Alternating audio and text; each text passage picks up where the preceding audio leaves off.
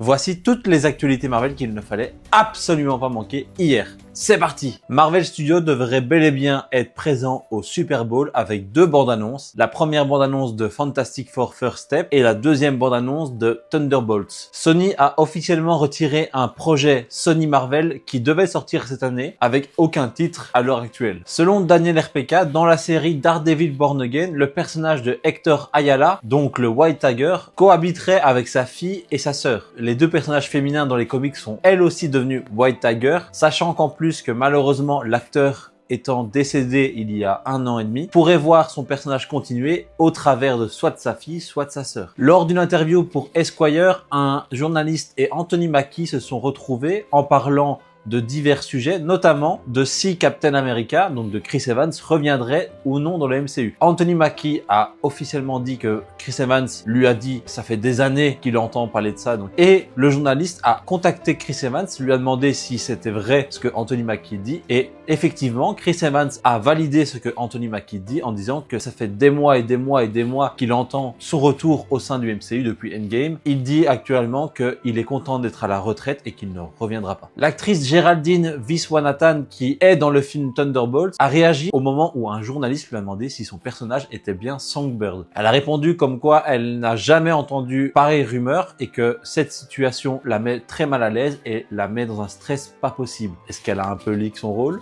C'était toutes les actualités Marvel qu'il ne fallait absolument pas manquer hier.